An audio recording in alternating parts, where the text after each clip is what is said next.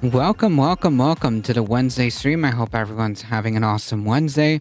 Welcome, everybody. Footlong, Quad Bennett, Heat, how's it going? Thanks for playing. Politicians hide themselves away. They only started the war. Why should they go out to fight? All war pigs, that's right. I love the old school Black Sabbath, Guns N' Roses, and Motley Crue type. Nice. I approve. Wolfglen, welcome.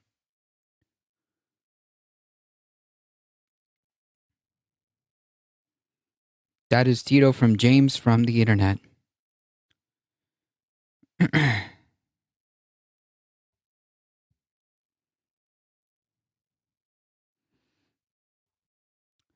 Yeah, exactly, Heat. Exactly. Welcome, everybody.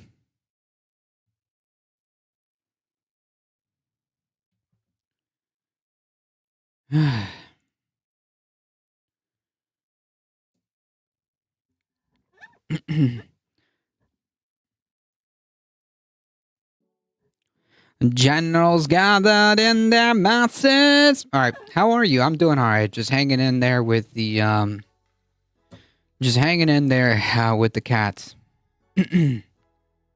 How's Bob? More importantly, good question. Bob's doing fine. Bob will not be with us. Bob will not be with us in a couple days. Just like witches and black masses. Have you guys seen Post Malone's cover of War Pigs? That was such a good cover. That was such a good cover.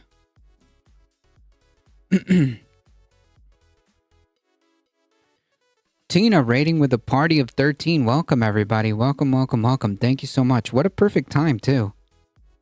I'll definitely look that up. Yeah, you should. It's such it's such a good cover. Tina didn't tell us a raid message. That's okay. That's okay. I'll forgive her. I'll forgive her for this one time. Okay. Welcome, everybody. Folks, I am a difficult truth. I do the news. I do the politics. We're here Monday through Thursday, 5 p.m. Eastern time. Thank you so much, Tina, for bringing your wonderful community. If you guys haven't done so, please consider checking out Tina's channel, twitch.tv/Tina_2.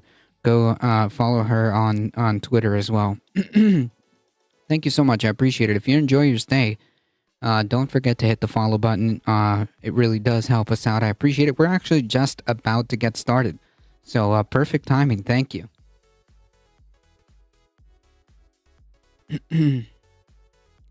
Welcome indeed.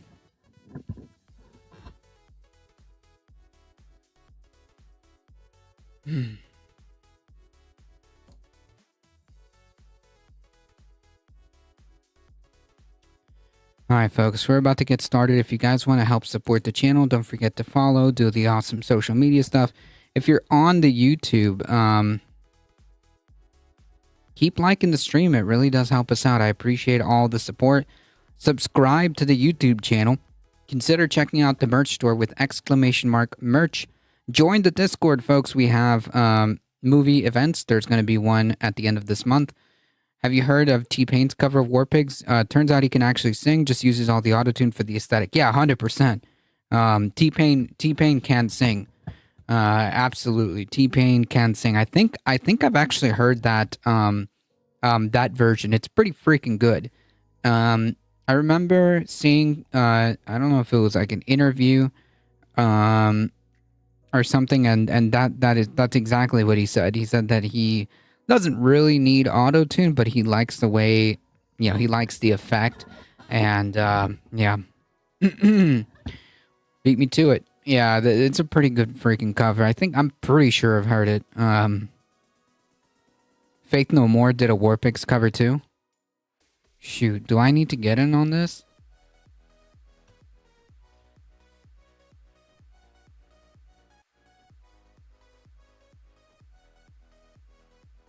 Yes, I have seen this. I have seen this this cover.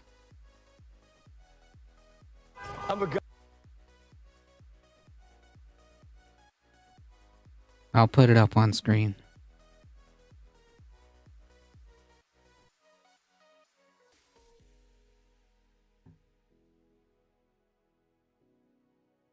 You want to go for it? Let's go for it.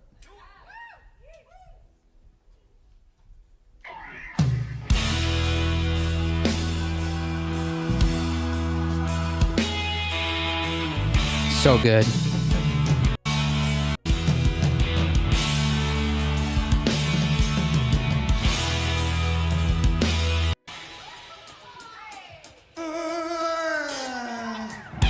Generals gathered in blood masses, just like witches said black masters. Evil minds that plot destruction. Nice. Nice. Nice. I just needed to hear that part. Faith No More did a War Pigs cover too. I have not heard Faith No More.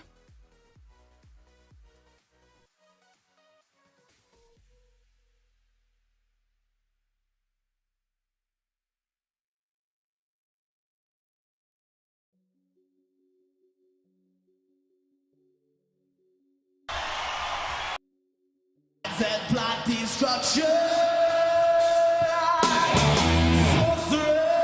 Death's construction.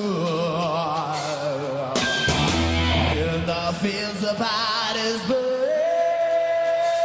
Nice. As the war machine keeps turning. Nice.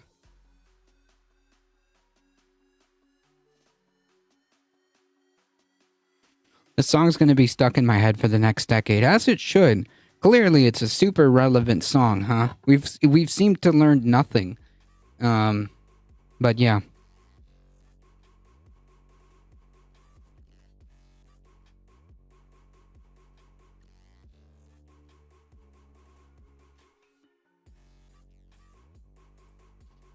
Awesome. All right, folks, we got to get started. I will bring in Bob the cat once again at the end of stream. Just because he's probably only going to be with us until the last time he'll be here will be the last time I stream, and he'll be at the house will be tomorrow. So tomorrow will be Bob's final appearance on the stream. I'll try to get like a good decent emotable picture and immortalize him as part of an emote. At least it's a good song. Yeah, it is a good song. Not just relevant, but it's actually a pretty good song. Had a few bad songs stuck in my head for years before. Alright, folks. I didn't even get my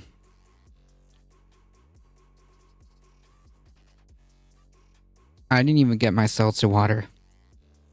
Oh, that's Britney. No, wait, is it Britney Spears?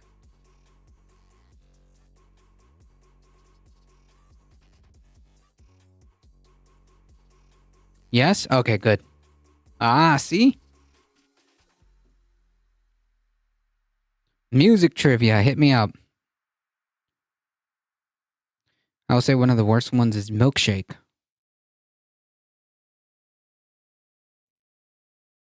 Not even gonna look that one up.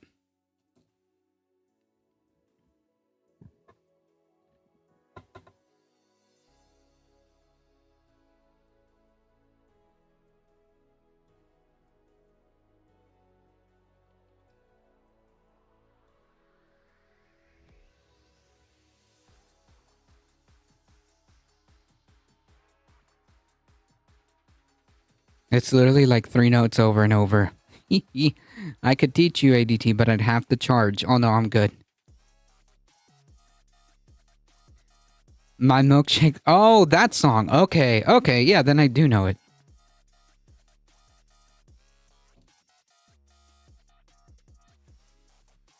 Hey, I just met you, and this is crazy. Who is it? Selena? Selena Gomez? Pretty sure it's Selena Gomez. I'm like 99% sure it's Selena Gomez. Friday, Friday. What'd you walk into? I'm sorry. It is what it is.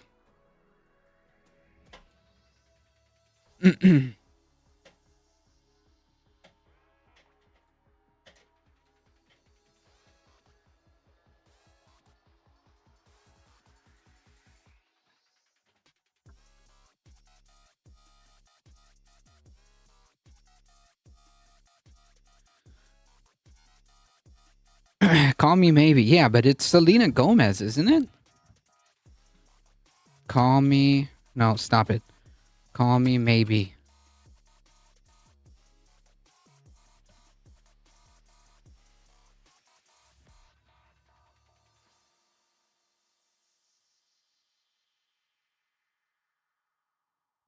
No, it's not Selena.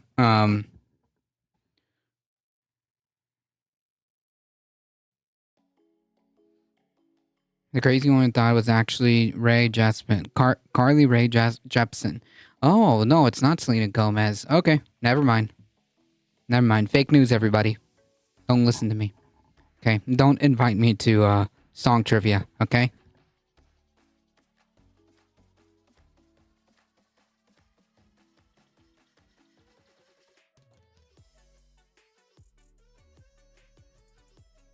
I rescind my my offer, okay? Clearly my song trivia skills are lacking. Gomez did sing a remake of that song Calm Down, which I like. I don't know why I thought that Call Me Maybe song was from her. I don't know. I'll take the L on that one.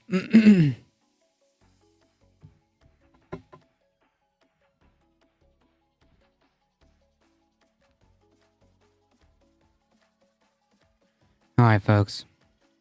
You'd probably do better with music trivia that's 15 plus years old at least.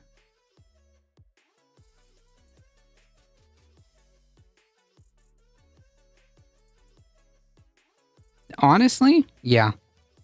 Older than 15 years. Like 15, yeah, definitely 15 plus. Like, we're talking like from 15 years to all the way to like the 70s, I think. Like you can run it back all the way to probably like the 70s, maybe late 60s. Maybe late 60s. Then we can then we can start talking.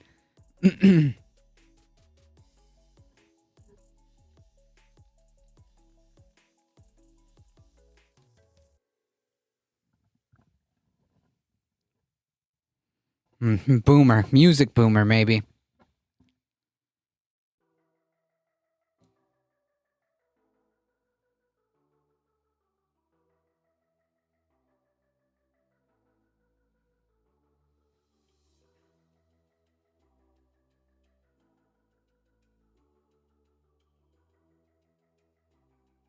That's right. Shout out to Tina.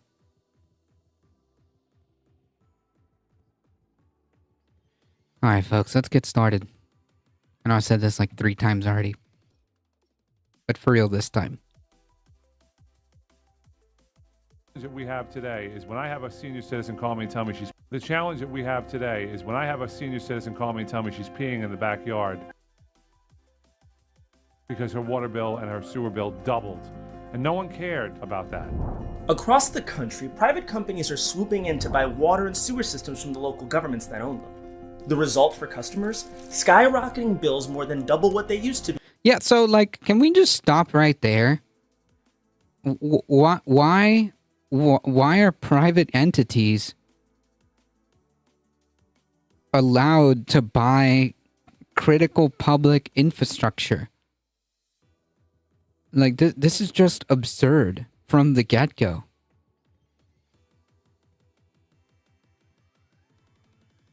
Don't ask me names or bands, but I can just about remember lyrics and how the music plays for music pre-2007.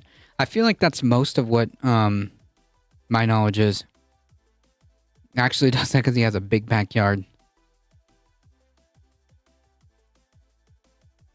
Like, why are private companies allowed to buy something like freaking public water utilities?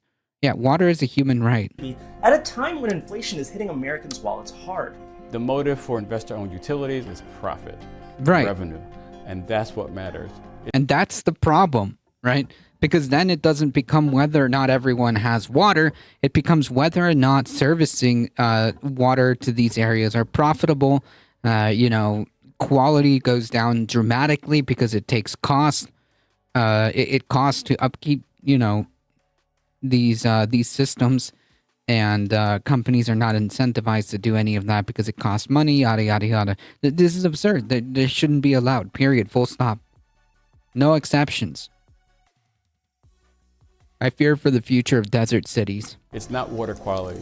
It's not reliability. It's not profit. Whether the customers are happy. It's not your neighbor. Nope. It's just a money-making machine. Correct. They present their efforts as a win-win scenario to save taxpayers money and local governments from financial ruin.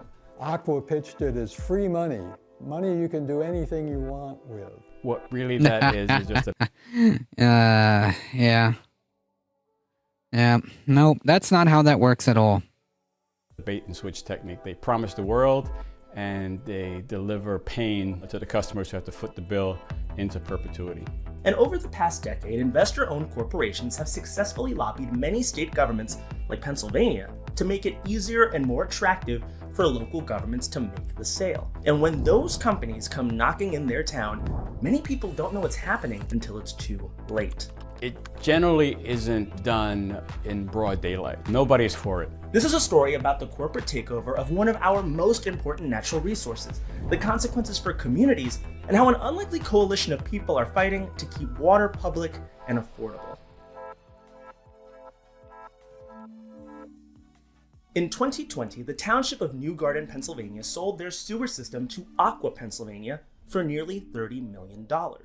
Aqua Pennsylvania is a subsidiary of Essential Utilities, a publicly traded corporation that had more than $2 billion in revenue in 2023. They basically came in and said, New Garden, we can give you this money. You could do your whatever projects you want to do with it. We'll take over your sewer system. We'll run it better than you have run it.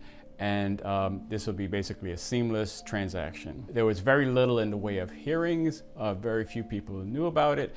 And quite frankly, very few people are even thinking about it. We were told that it was a great deal because there was a rate freeze and a limit on how much the rates would go up after the rate freeze. That rate cap and growth rate was later eliminated before the sale was executed. Jesus. Everything looked about the same for maybe about 6 months to a year. But all of a sudden, the rates... Yeah, all of a sudden, the board of directors came in and said, you know what? We need profit. Yeah, privatization never hurt the quality of a service, specifically the service that is non-negotiable, like, water. Why do companies able to own private detention centers, just like with cases like this, and why we have cases of prisoners somehow freezing to death in the middle of summer in states like Alabama, where it is average 90 degrees. Start to double and triple. And when people start to see the bills, they basically started to call Aqua to say, why is my bill so high? My June 2022 bill for 13,000 gallons was $234.27. My very next bill, and this was when the rate increase had gone into effect, I used 1,000 gallons less, 12,000 gallons, and the bill was $413. Jesus, almost twice. You call Aqua's customer service line, they can't help you, they don't know what's going on. People feel frustrated that nobody is taking responsibility for what has happened. So why are private companies so interested in buying water and sewer systems now? In recent years, more and more states have passed industry-backed laws encouraging these sales. Yeah, because there's no choice, right? That's like the best type of market as far as capitalists are concerned, right? What are you going to do? Not use water? These are called fair market value laws, and in Pennsylvania, they passed one in 2016 known as Act 12.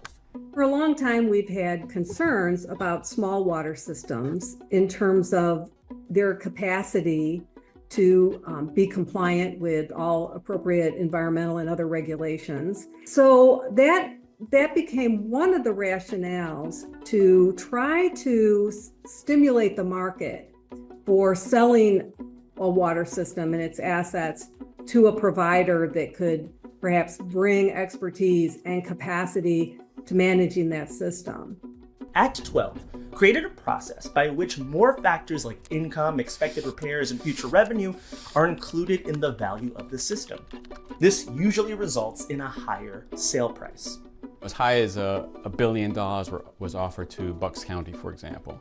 In the case of New Garden, the amount offered was 6 times their annual budget at the time. And they see this as, oh, isn't this wonderful? However, what happens is, who pays for that? Who pays for that are the ratepayers. They get to recoup those costs, and they're recouping significant costs. Big water companies are making their money back more quickly by charging more for the service. And private... Right, because that's what the name of the game is. This isn't even discussing deserts. Imagine how much more expensive it will be where there's more scarcity. Right. Systems are generally more expensive. A 2016 study of water rates in the US's 500 largest water systems found that people with private systems paid nearly 60% more for water. In Pennsylvania, it was 84%, adding up to more than $300 per year on average. That's wild. You don't really think about it until your system has been privatized and you get a bill that was twice what it was last time. One of the tactics that they use is basically to say that the infrastructure that we have is very poor. If they took over, then they would do a better job managing the infrastructure. If the purpose of Act 12 was to help failing systems, that hasn't happened in practice. Let me also be clear. None of the acquisitions so far have met a criteria or threshold of being troubled systems under the Public Utility Code. So far, there have been 21. Right, because it costs money to maintain, and they're not gonna front that money if they don't have to. I can think of 5 cases of privatization where it has caused significant issues: water, oil, slavery, detention centers, private prisons, electricity, housing, and healthcare. I would add healthcare to that. I would add healthcare to that. Notice how all of these things, in some way, shape, or form, in terms of like, they basically center around profit motive off of either providing a service that is necessary, meaning like healthcare, you can't go without, or a roundabout way of basically getting zero costs, which is why companies probably lobby for something like private prisons, which they benefit for essentially slave labor. Internet was not so much of an issue until Trump got rid of net neutrality. Yep. Systems bought under Act 12. The industry's top trade group openly encourages local officials to sell financially stable systems.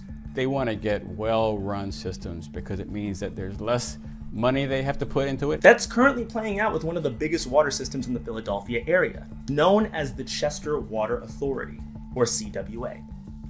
Aqua is trying to buy the water authority from the city of Chester, which declared bankruptcy in 2022 for $410 million.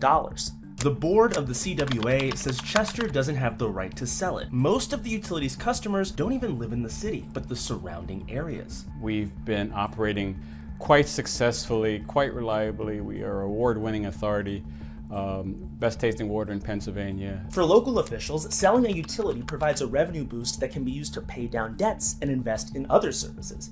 But often, residents don't hear the full story. The townships are failing their constituents in how they analyze. They see this sum of money and oh, it's wonderful, it's free, except it isn't free. And once the local government sells their water or sewer system, the high cost and limited local government budgets mean it's almost impossible to buy back control of the system. Yep. I have not heard anything.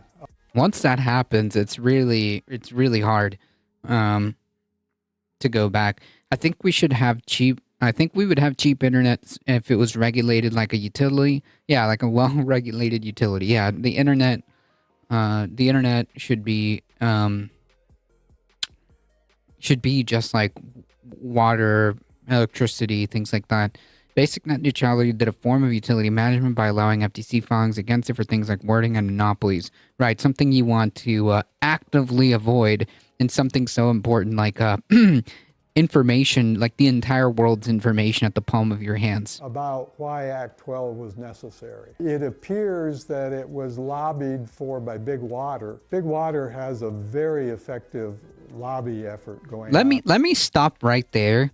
Can we acknowledge the absurdity that there is even such a thing as quote unquote Big Water?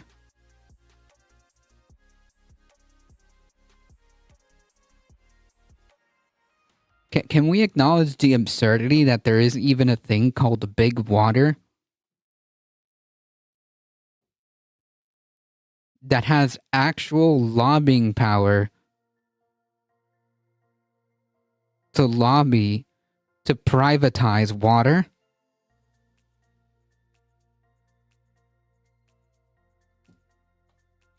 I thought they were just called Nestle. I wouldn't be surprised if Nestle is considered part of quote unquote Big Water. In Harrisburg. As lawmakers debated Act 12 in 2015 and 2016, Aqua spent over $500,000 lobbying the Pennsylvania legislature. There's a lot of work that occurs to grease the skids, so to speak, talking to politicians, attending board meetings, presenting misinformation about what would happen if a company like Aqua comes in and takes over, and they try to garner favor through various means. Investor-owned utilities have gained enormous political power in Pennsylvania over the last several decades. Mike Torzai was the Speaker of the Pennsylvania House when Act 12 was passed. The same year he retired from the legislature, he became the General Counsel for the Natural Gas Division of Essential Utilities, the corporation that owns Aqua. Oh, cool. The industry's top trade group, the National Association of Water Companies, is run by Robert F. Powelson, a former Trump appointee and member of the Pennsylvania Public Utilities Commission. Cool. And the current chair of the commission, Stephen DeFrank, was a lobbyist for Pennsylvania American Water, and resigned from that job only a day after he was nominated for the commission. Over the past 3 years, Essential Utilities has donated nearly $175,000 to candidates across the country, including Pennsylvania, and they're lobbying against repeal or extensive reforms to Act 12. I believe the changes to undo Act 12's benefits should carefully be considered. Anything to undo those benefits would result in systems like the ones we've purchased, or those that may still remain, to continue to fail in their service.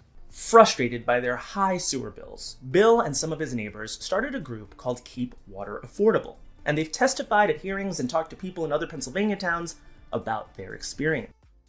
I'm sorry. What? Right now, the fastest viable internet I have is 2 megabytes per second, and they call it high speed. FTC rules require internet to be 8 megabits per second to be called high speed. So AT&T is breaking 2 laws in my area. Just can't do anything about it because of Trump. What? Upload speed. Wait, hold on.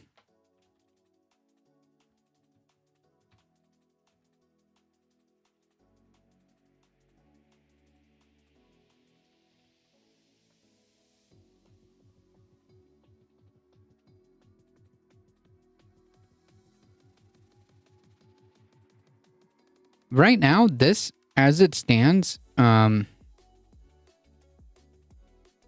That's probably because I'm streaming. It runs at 100 megabytes per second as download speed, and upload speed is about 33 megabytes per second. Who are they kidding? Who are they kidding?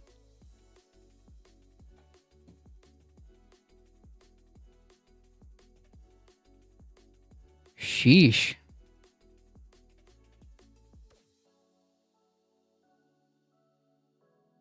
$254 down here.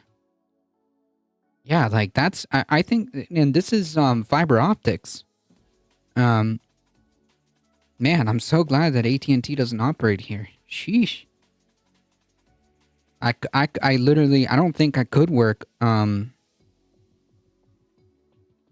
maybe I would be able to do my job with that, but man. Holy yikes. If people fully understood the options open to them, I don't think there would be anywhere near the number of privatizations that have gone on. Local opposition in Bucks County defeated a $1 billion deal to sell one of the largest sewer systems in the state to Aqua. In Towamencin, residents changed their town charter to try to stop the sale of the sewer system. Some state political leaders are also calling for changes to the system. What we oppose is privatization for its own sake, and privatization and consolidation at any cost or regardless of the cost to consumers. The Pennsylvania legislature is debating a set of bills that its supporters hope will reduce the number of healthy systems being bought and stop costly rate hikes on consumers. The Public Utility Commission is also considering reforms, but some say those moves don't go far enough. I believe much of what we're doing today is because of the potential transfer of the Chester Water Authority to Aqua. Would these bills stop that transaction? I don't believe it would. I think we should repeal Act 12, and I have introduced legislation to do just that. The other changes that would be considered if we could not get repeal would be a much more open system of communication during the sale process and requiring a ratepayer referendum to approve the sale. The Chester Water Authority's fate is now tied up in the courts. Its story could be a cautionary tale for people around the country about laws like Act 12 and corporate takeovers of public systems. The message I think that I would like to give to ratepayers where there is talk of a takeover or a purchase of their public utility system by an investor-owned utility. Don't believe what they're saying. It's a bait and switch game, and your rates are gonna skyrocket. Yep. Yeah, they're reasonable, so therefore it's not going to happen. And we may get fiber by July. We're still on the copper. This has been the case for 20 years since installed, when it would have been viable for fiber, and they're charging $50 a month for the 2 megabytes per second. But it isn't AT&T doing the new fiber; it's another company. That's absurd. That's absurd.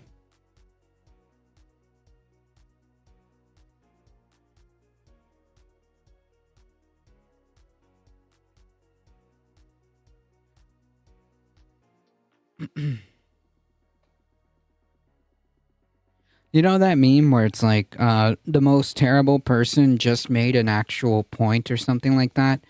Man, if you haven't seen this clip, I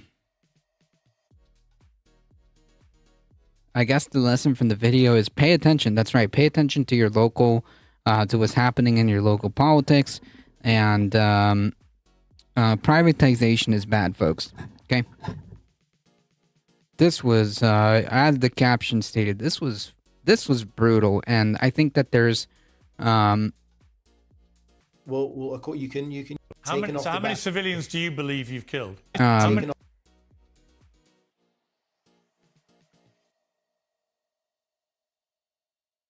and I think it's worth watching.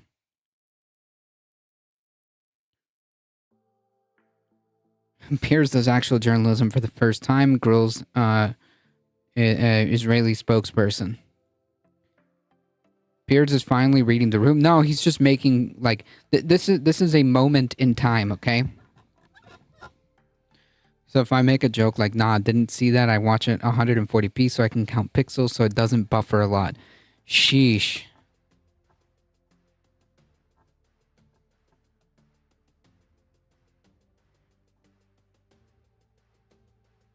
Like what we're experiencing is just a moment. Does that make sense?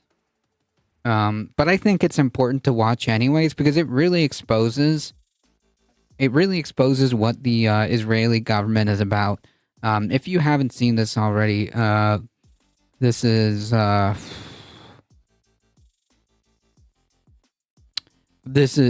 perfect. I used to live in the country and I could only get audio to work there. This is both like a perfect encapsulation and also incredibly disturbing at the same time, right? How many civilians do you believe you've killed? We don't have exact figures, as you know. It's the fog of war. But you've got exact numbers for Hamas terrorists you've killed. Why wouldn't you know how many civilians you've killed? This was the person you rated who was watching? Gotcha. I reposted it, but I haven't seen the full thing myself. The guy after this one was even worse? Jeez. Because obviously our focus is to go after the Hamas terrorists. And hang on, I mean, that does imply that you're putting a bigger premium on killing Hamas terrorists in terms of numbers and accountability than you are on innocent civilians. That can't be right, surely. If you know exactly how many Hamas terrorists you've killed, you must know how many civilians you've killed. Otherwise, you're prioritizing the lives of terrorists over innocent people. Piers, with respect, don't put words into my mouth, please. I didn't say exactly 14,000. I said around 14,000. Whereas Hamas will come out with precise numbers that statisticians will look at. Give me a ballpark number for civilians. Well, you can. I wish all I wish all members of the press, media pundits, everyone would be this aggressive. Would be this aggressive to not just like what can only be described as war criminals, but just like politicians in general as well. You can use the ballpark as far as the Hamas figures, which I reject as being false. Well, if they're false, why would you give me those? I gave you the numbers that I had. No, you've told me you know how many Hamas terrorists you've killed, but you don't seem to have any idea how many civilians you've killed. I'm just bemused. Why wouldn't you keep count of both?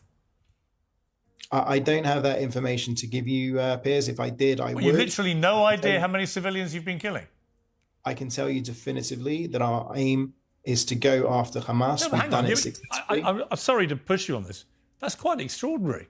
You're an official spokesman for the Israeli government, and you have no idea how many civilians you've killed. I thought you just told me that you were particularly careful about not killing civilians. But if you don't know how many you've killed, how can you say that with any certainty? Bingo. Because they don't care. Because even if you were to go by a ratio of the Hamas figures, we would still be far ahead of any Western army. That wasn't my question. You know it wasn't my question. I don't have the information. You literally have no idea how many civilians you've killed. Whew, man. Man, I wish like the press was more like this. Like, don't get me wrong. Like Piers Morgan is not. Piers Morgan is a freaking ghoul. But this exchange here, is exactly what needs to be happening across the board. It's not that I don't know. I'm not authorized to give the information. I don't have the information. That's complete nonsense. Why are you authorized to give me the number of terrorists you've killed, but not the number of civilians? I don't. Even said that the female that they were debating, you don't deserve to be a mother, because she didn't agree that all Palestinians should die with Hamas, and Piers didn't even call him out on that. Yikes. Understand.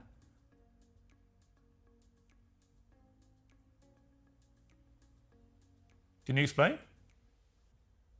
Piers, we will go after Hamas. We will ensure that we... Bro left him speechless. But you want me to believe you're being incredibly careful about how many civilians you're killing, and you have... Yeah, like, this doesn't surprise me, Footlong, because, again, this is Piers Morgan, but, according to everything that I've seen about this clip, this is the moment in time. This is the fraction, the little bubble that we want to catch, that's a few minutes long, that's important. You have an amazing exemplary record, but you don't know how many civilians you're killing. So how do I know you've been careful?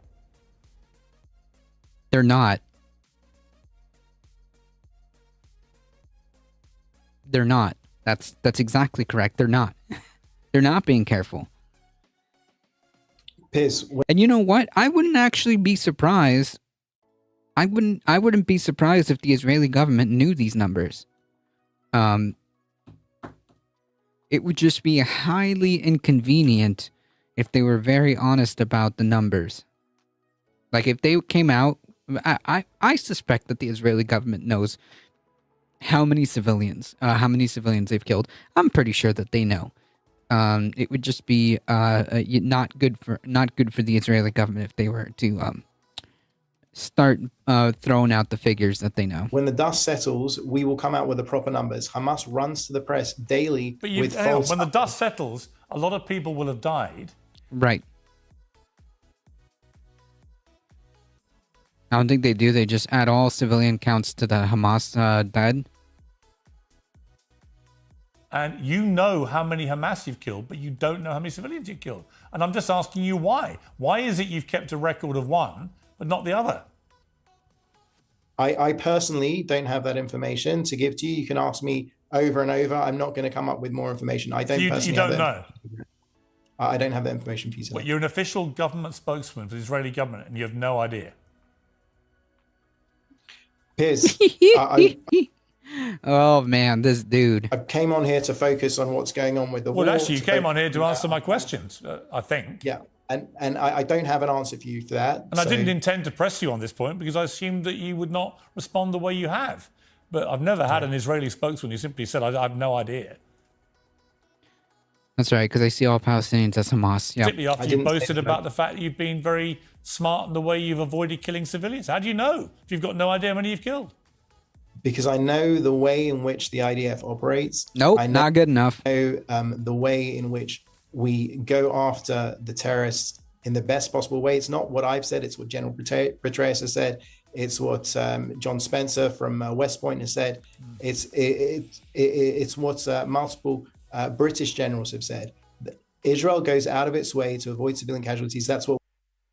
How do you know that if you claim that you don't know how many civilians you've killed? Will do. If you can point to me to another conflict by which they have evacuated, got out of harm's way civilians to the extent that Israel has done, then fine. With respect, Mr. Hyman, how can you possibly expect me to accept any comparisons to any other conflict or war, given that you do not know how many civilians you've killed? Piers, you understand that I can't prosecute the war, bro, over the media. I'm just asking you for basic information. I'm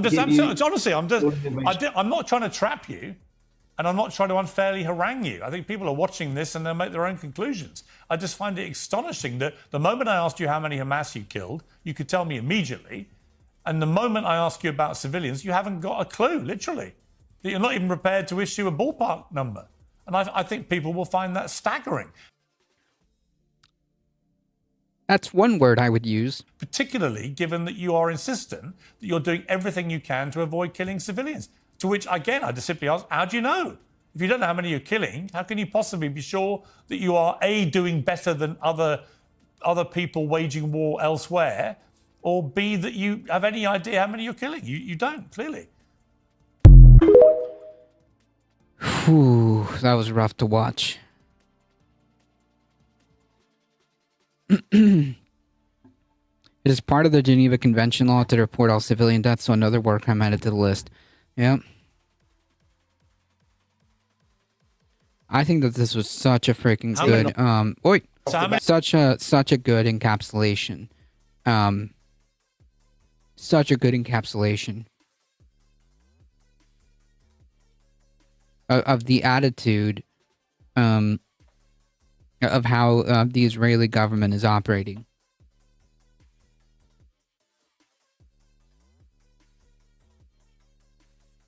So essentially, either either they really don't know how many civilians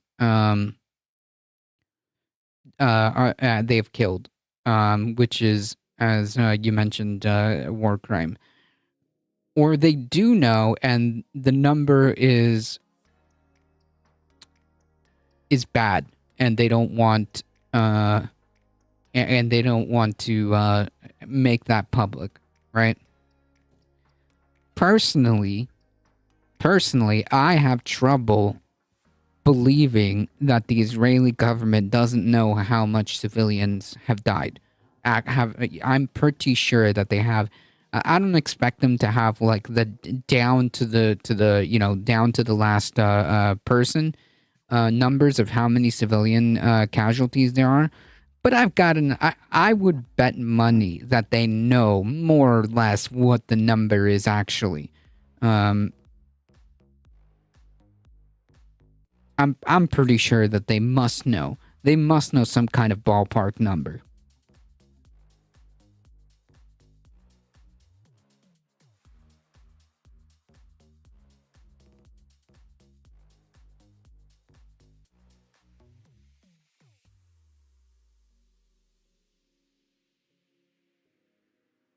Do you have your mandolin for later? Yes, I do. Yes, I do.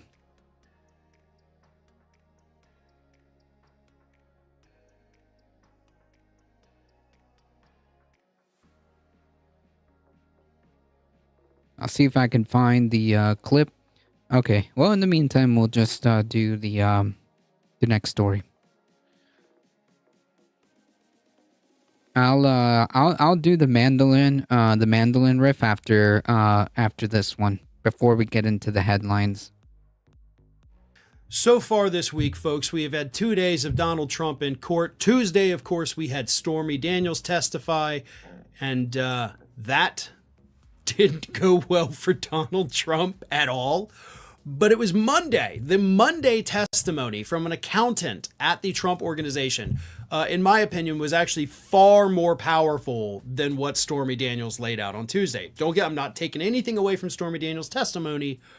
Monday was better, because here's why. You had a current Trump Organization accountant by the name of Deborah Tarasoff. And what Ms. Tarasoff testified to was this, quote, "It was Trump and his sons who had to approve the payment of any invoice of $10,000 or more. In the former president's case, he always used a black Sharpie and would write void if he didn't want to approve a payment." Bro's using a Sharpie? Okay. I mean, I guess, yeah. Expected, I suppose. Prosecutors then introduced as evidence a check stub for the first payment to Cohen totaling $700,000 to cover January and February 2017, and signed by Weisselberg and Eric Trump. Of the $420,000 total paid to Cohen, $105,000 of it came from a Trump trust. The rest came from his personal bank account. After he became president, Tarasoff testified that invoices and checks that Trump needed to sign would be sent via FedEx to the White House. If he didn't want to sign it, he wouldn't sign it and send it back. So Trump had the checks. He knew what the checks were for. Some of them he signed, some of them he didn't sign. Some of them were done before he was in the White House. Some of them were done while he was at the White House. Can you imagine a sitting president of the United States, right? I'm sitting here, the Oval Office desk, I'm doing president stuff, right? Oh, I got a FedEx. Okay, what's this? Hush money payment for sex with a porn star. Yep, let me go ahead and... No, hold on. Whoa! There you go. Pay him off. Good job. Come on, Farron. If you're gonna do it, let's get some authenticity, right? This is an actual Sharpie, alright? Come on, let's do it. Let's do it authentically, okay? If we're gonna do the bit, let's do the bit. Okay?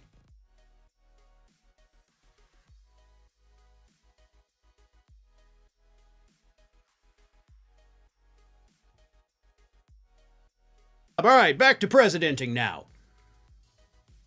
Are we to believe that that is what happened? Because that is horrific. But based on the testimony from Mrs. Tarasoff, that's what happened. Trump knew about it, knew about the payments, personally signed off on the payments, knew what the payments were going for. I mean, almost case closed at that point, it feels like.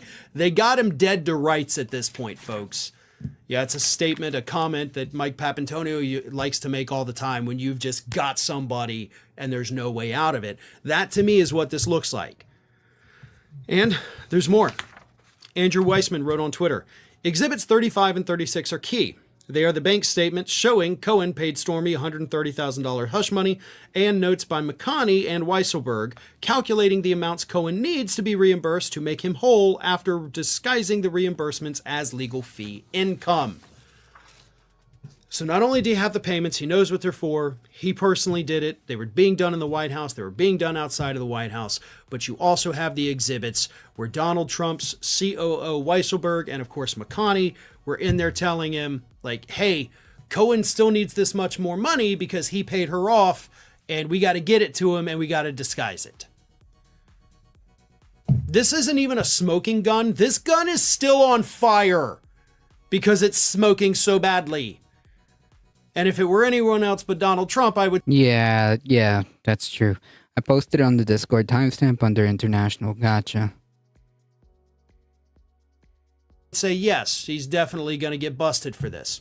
Now, I will amend, because earlier this week, obviously, talking about the, gag order violation that Trump had and he got a slap on the wrist. I do think Trump will get convicted here. Like, that has not changed. I think Trump will be convicted. But I want everybody to understand there is a world of difference between being... All right, chat.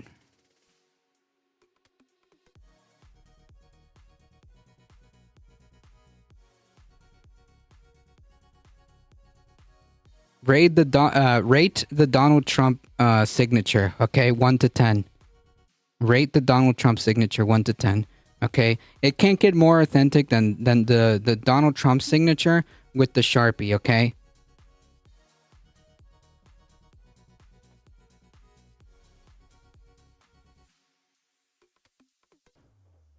I thought he just did an X.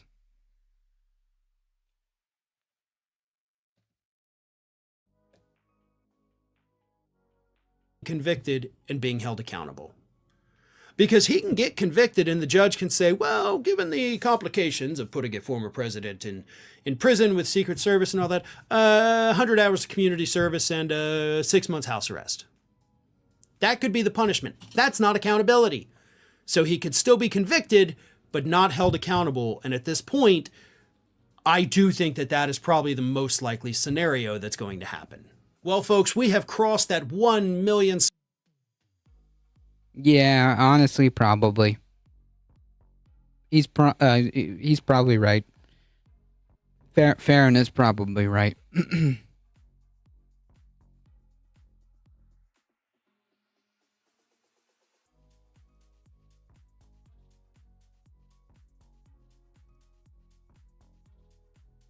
Happy Nurses Week. I wish all nurses out there financial compensation. And that's all I got. And before he got to power, he is a criminal. He killed 5 people. He has blood on his hands. He cheated on his wife. He has a secret son that he never revealed it to the public. Of course, I can criticize him, and I can criticize all the criminals that I know personally. She's been there only for a visit, and maybe she had some falafel sandwich, and she really was blown away of the Palestinian experience. There is no such a thing as Palestine. It's about time to retire, find a different job. You're not a journalist. You don't qualify even to be a mother. Wow. Abby. Wow, your response. What?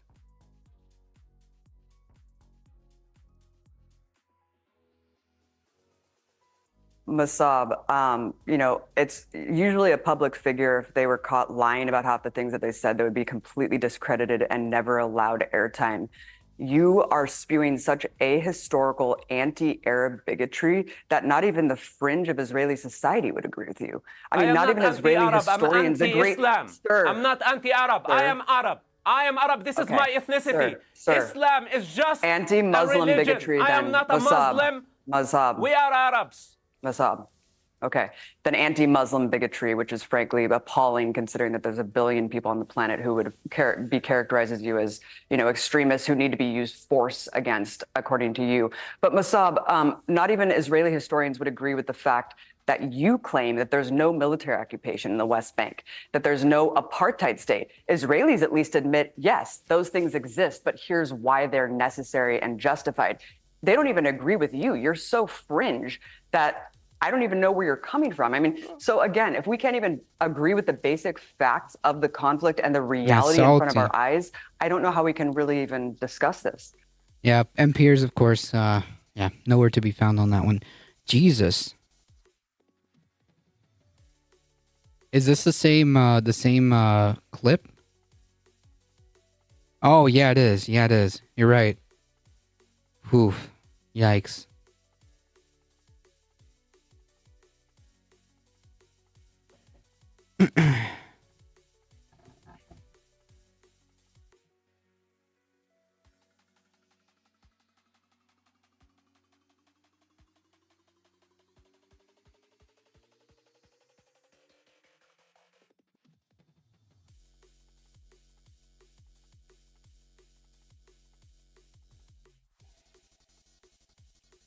All right, folks, let me find the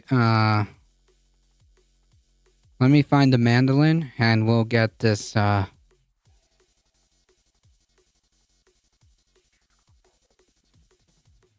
riff started.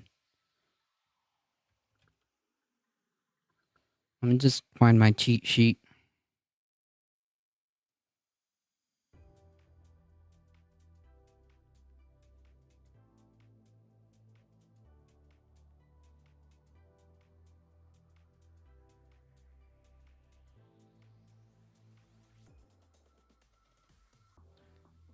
The dude that said this is supposedly the son of the original leader of Hamas. Whew. Hambliss, welcome.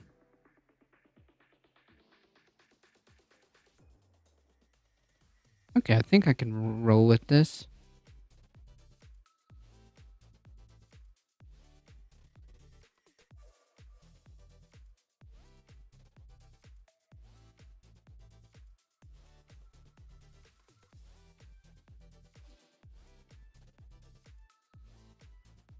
Stop. All right.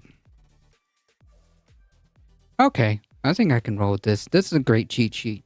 All right, let me go grab the mandolin, and I will be back in a second. Should I bring Bob with me too? Maybe Bob will be interested in hanging out. 1 second, folks.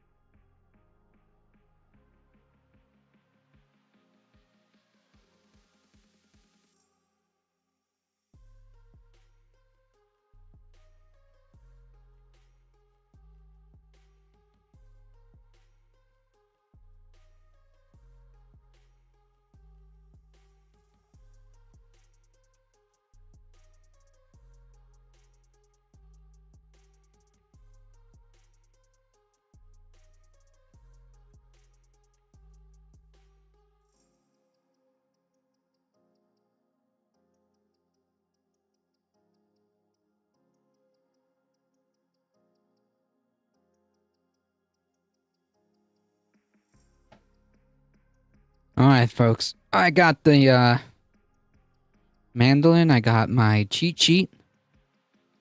Bob is somewhere here.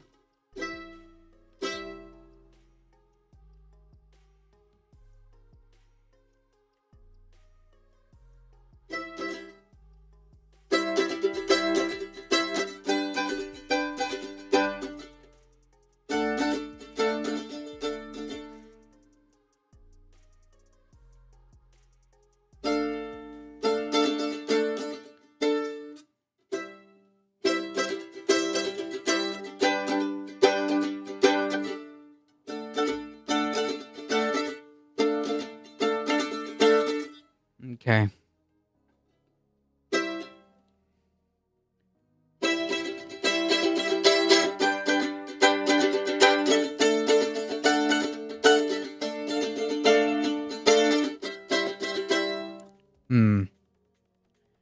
Feel like I need something else.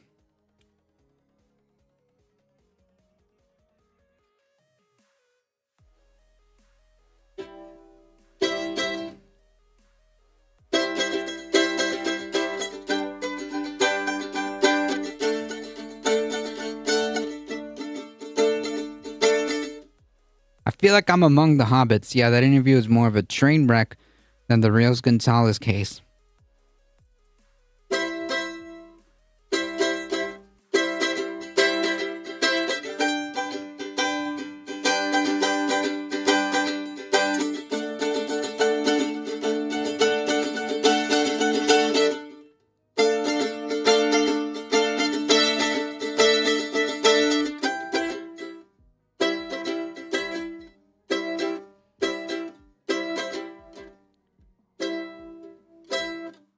Trying to see if I could figure something else out.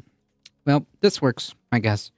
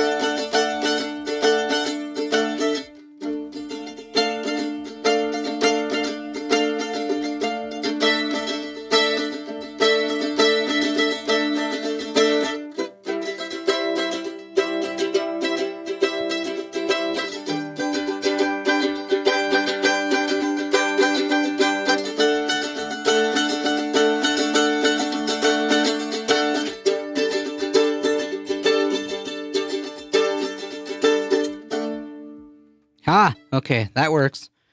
Whew. We're here at the Ren Fair. I should go to a Ren Fair. I haven't been to one. We finally got there, folks. Okay, it took me a second. But we arrived at the destination, okay? I believe that counts as a riff, okay?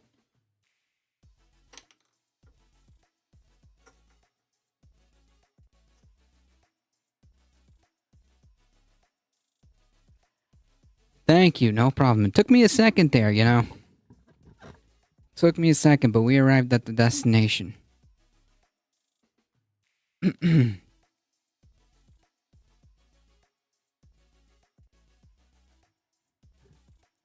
Rent fairs are usually in the summer, so look out for one near you. Man, in the summer? Whew. I just missed the musical hour just by literally just by a second. Not too long, but don't worry, you haven't missed the kitty cat. Also, he'd explained the timestamp in the Discord. Yeah, it's just automatic, right? Like we played it right off the spot. It's just I still don't know how to do that, or I haven't figured it out. Or actually, no, wait. Yeah, you can't. You can just share YouTube videos. There's an option at the bottom of the video to share as of this time, right? But in any case, yeah, it was automatic. So thank goodness. I just clicked on the video and it was there. It got us to the right spot. Welcome, Cognizant. All right, folks, we got some articles to go through, and Bob the cat is somewhere around here. I don't know where he is, but he's around here.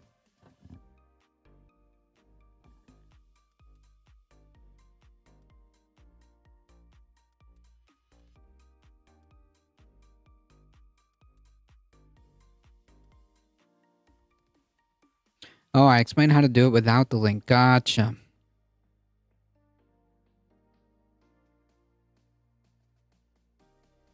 Oh, 1535 is a HTTP timestamps. Gotcha. Gotcha.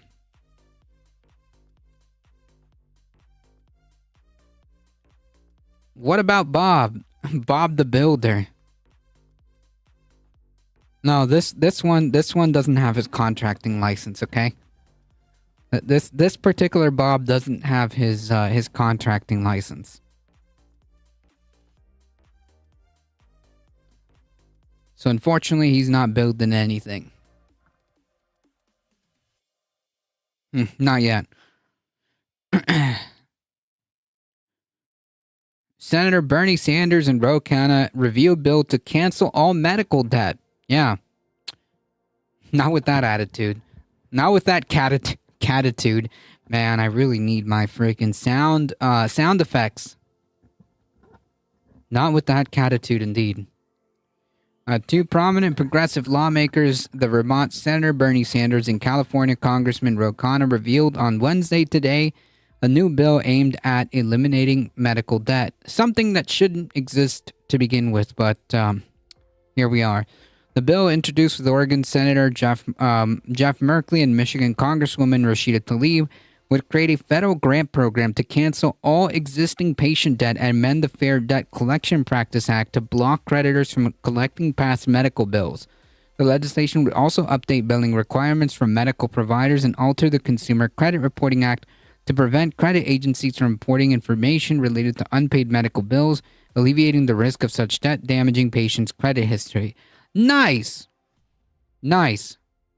Sanders and Khanna have described the legislation as vital for many families' financial security, as millions of Americans struggle with the burden of medical debt, which is an absurdity, and a mostly a pretty unique problem here.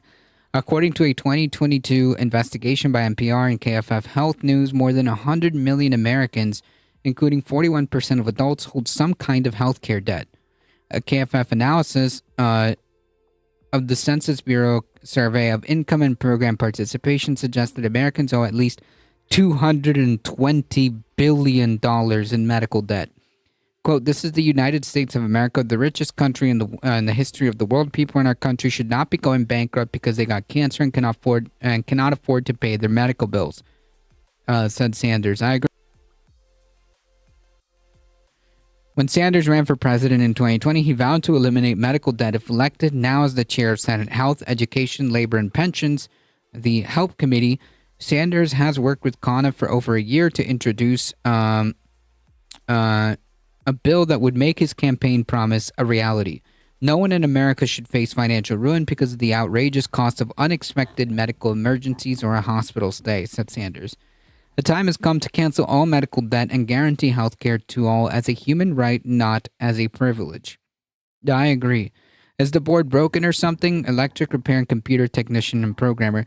So the soundboard, the soundboard was actually something that I had on a tablet, and the problem was that the tablet is kind of an older model, and the program or the service that I was using through Elgato, which is also the same service or same company that has the stream, the stream deck that controls the scenes, how I go from from here, and then switch back. No, I didn't have a physical board. I have like a physical device to change scenes and to and unmute my audio. It's got 6 buttons, so that device is being essentially relegated to kind of controlling the stream flow. But I had a tablet where I was using the same kind of ecosystem program, and that allowed me to get an app to make a virtual version where I would just drag and drop icons and assign them a file. So whenever you press it, it would play the video, or it would play that sound, or it would do whatever you wanted to do. Essentially, I can send tweets if I wanted to. But anyways, a long story short, the device is too old, and it just doesn't work. It just doesn't handle the program anymore. So yeah. In an interview with The Guardian, Khanna said that he had spoken to many Americans bearing the financial brunt of this problem. One woman who met with Khanna showed him several hundreds of pages of medical bills that she received, while another person shared a story about their mother incurring hundreds of thousands of dollars of debt after suffering a stroke. Like, that's absurd. That is absurd. That is just criminal. The burden of medical debt appears to disproportionately fall on certain marginalized communities in the U.S. KFF analysis found that those with a disability were more than twice as likely to have medical debt compared to those without a disability. While 7% of white adults and 8% of Hispanic adults say they carry medical debt, 13% of Black Americans reported to have unpaid medical bills. According to a separate study published in Journal Health Affair in 2016, approximately 1/3 of cancer survivors have gone into debt as a result of their diagnosis, and 3% of those had filed for bankruptcy. I've met people who said they've resigned to having this debt ruin their credit and they don't pay it, but they have this kind of harassment and anxiety while they're dealing with chronic condition like cancer or diabetes. The amount of stories that people share about this have really startled me. It's just the reality of a privatized system, my dude. This is the reality of many, many people. Sanders and Khanna's bill may face a difficult journey to the passage. Yeah, no kidding.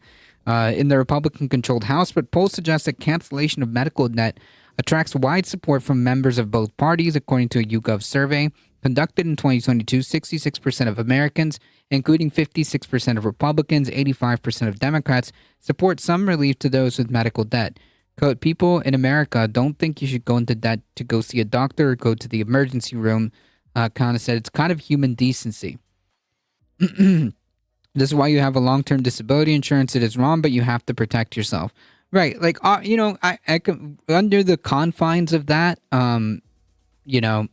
sure, if you can afford it or it comes, as part of your work benefits. But, like, that's the problem, right? That's the problem.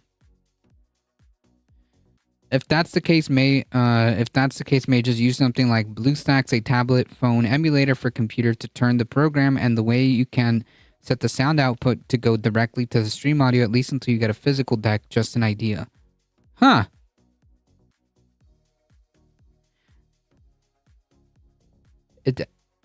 That's actually a pretty interesting idea. Huh. You know, I wonder if I could control that. Why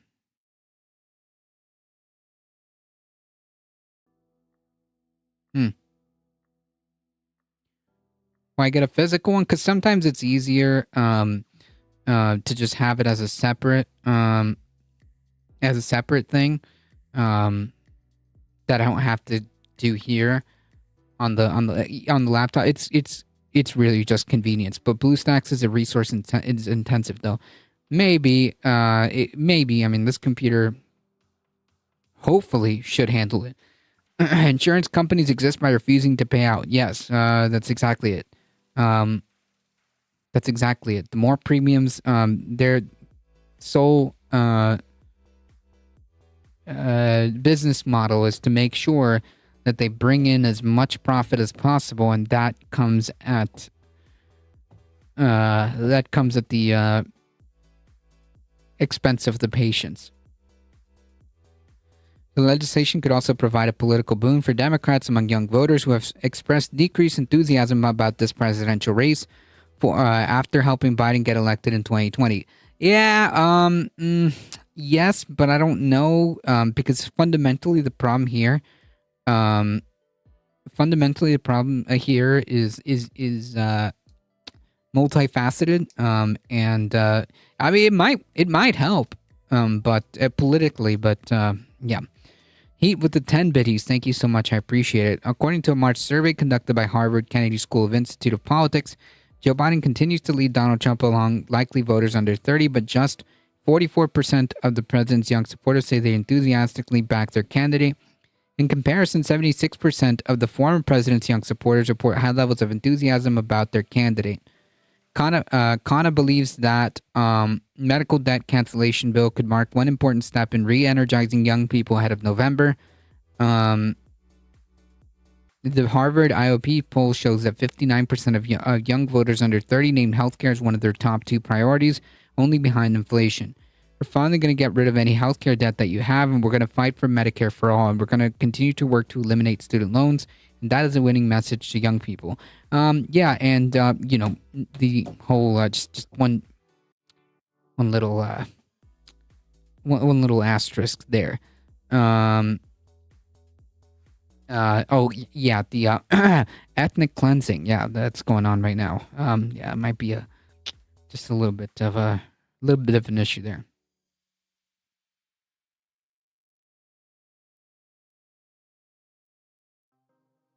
And Marjorie Taylor Greene is fuming right now, not cheering for Mike Johnson, but she played herself. Did the vote finally happen? Welcome, bipedal meatbag.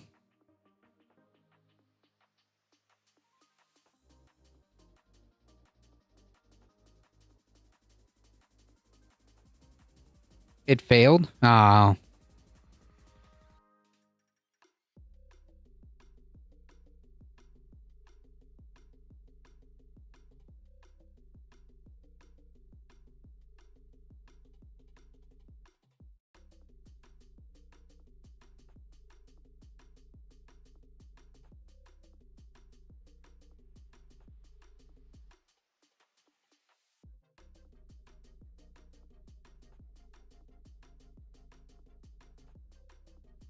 I'm going to lurk mode. Gotta make something for supper. If you have any questions about the idea of emulation, just feel free to ask me on Discord. Thank you. I appreciate it.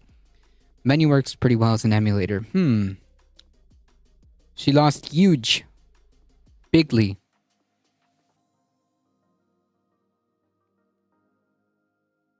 Well, there you have it, folks. A bill has been introduced or revealed that from both the Senate and the House side to cancel medical debt, something that shouldn't exist in the first place. But yeah, I approve of this.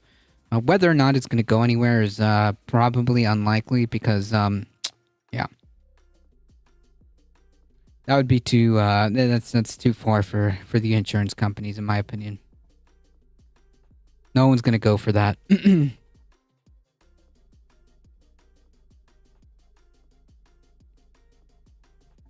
RFK Jr. says doctors found a dead worm in his brain. Another way of putting it, 359 to 43 was the vote. Womp womp. It's literal brain worms, which makes this has never tracked so much. This has never tracked so well. Literal brain worms makes complete sense. Makes complete sense. Personally, I was rooting for another circus to happen since, like, you know, since the House is currently controlled by Republicans. I don't want them doing anything. It's not like they were going to propose anything good for the good for the working class. Anyways, I wanted to see another circus, but in any case, I thought ivermectin would have taken care of that. In 2010, no, this was before. In 2010, Robert Kennedy Jr. was experiencing memory loss, not expecting memory loss, and mental fogginess so severe that a friend grew concerned he might have a brain tumor. Oh no, just just the brain worms. Mr. Kennedy said he consulted several of the country's top neurologists, many of whom had either treated or spoken to his uncle, Senator Edward Kennedy, before his death the previous year of brain cancer. Several doctors noticed a dark spot on younger Kennedy's brain scans and concluded that he had a tumor. He said in a 2012 deposition reviewed by the New York Times, Mr. Kennedy was immediately scheduled for a procedure at Duke University, a medical center, by the same surgeon who had operated on his uncle. While packing for the trip, he said he received a call from a doctor at New York Presbyterian Hospital who had a different opinion. Mr. Kennedy, he believed, had a dead parasite in his head. The doctor believed that the abnormality seen on the scan was caused by a worm that got into my brain, ate a portion of it, and then died. What? Now an independent presidential candidate, the 70-year-old Mr.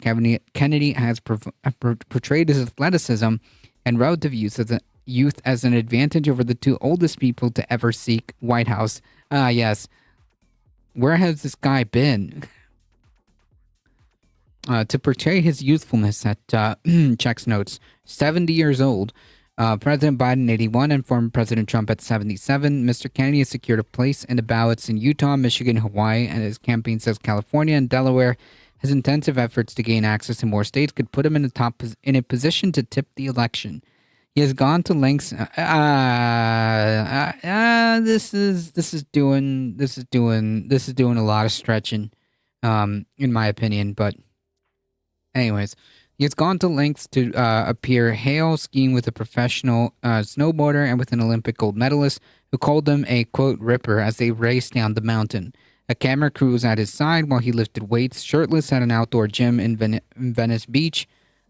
Yeah, this must be the brainworms. Still, over the years, he has faced serious health issues, some previously undisclosed, including the apparent parasite. Yeah, the veritable fountain of youth. For decades, Mr. Kennedy has suffered from atrial fibrillation, a common heartbeat abnormality that increases the risk of stroke or heart failure. He has been hospitalized at least 4 times for episodes, though in an interview with The Times this winter, he said he believed he had not had an incident in more than a decade and believed the condition had disappeared. Okay. About the same time he has learned of the parasite, he said he was also diagnosed with mercury poisoning, most likely from ingesting too much fish containing the dangerous heavy metal, which can cause serious neurological issues. Yeah. Quote, I have cognitive problems clearly, he said in the 2012 deposition. I have short-term memory loss and I have longer-term memory loss that affects me. But don't worry, folks. I'm the youthful candidate who's got nothing wrong with him, right? The anti-vaxxer poisoned himself with mercury. Yeah. And got a brain worm, a literal brain worm that ate part of his brain. Cool. In an interview at the time, these are the deeply serious people. In the interview at the Times, he said he had recovered from the memory loss and fogginess, and he had no after effects from the parasite, which said he had not required treatment. Asked last week if any of Mr. Kennedy's health issues would compromise his fitness for presidency, Stephanie Spear, the spokeswoman for the Kennedy campaign, told the Times that is a hilarious suggestion given the competition. Anyways, the campaign declined to provide his medical records to the Times. Neither President Biden nor Trump has released medical records in this election cycle. However, the White House put out a 6-page health summary for President Biden. In February, Mr. Trump released a three-paragraph statement from his doctor in November. Everything's fine. I mean, getting a brain murder is bad luck unless you engage in risky behavior often, I guess. Doctors who have treated parasitic infections and mercury poisoning said both conditions can sometimes permanently damage brain function, but patients also can have temporary symptoms and mount to full recovery. Some of Mr. Kennedy's health issues were revealed in 2012 deposition, which he gave during the divorce proceedings from his second wife, Mary Richardson Kennedy. At the time, Mr. Kennedy was arguing that his earning power had been diminished by his cognitive struggles. Mr. Kennedy provided more details, including the apparent parasite in the phone interview with the Times conducted when he was on the cusp of getting his first state ballot. His campaign has declined to answer any follow-up questions. In the days after the 2010 call from New York Presbyterian, Mr. Kennedy said in the interview he went under a battery of tests, scans over many weeks, and showed no change in the spot of the brain.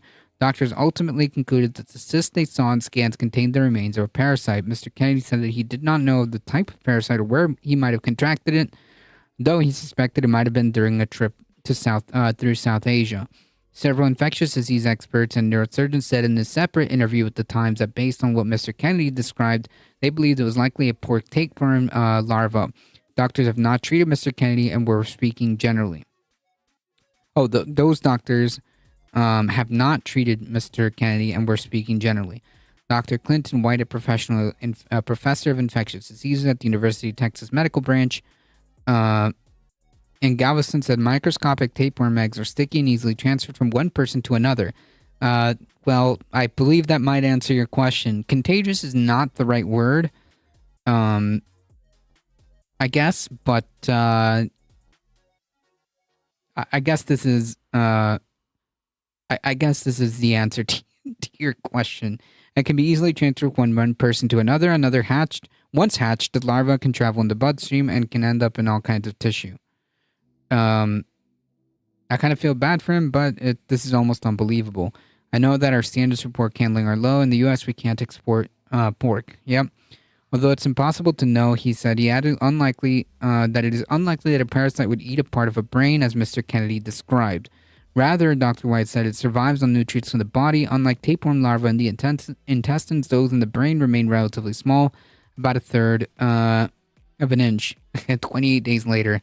Some tapeworm larvae can live in a human brain for years without causing problems. Others can wreak havoc, often when they start to die, which cause inflammation. The most common symptoms are seizures, headaches, and dizziness. Jeez. There are roughly 2,000 hospitalizations for the condition known as neurocystic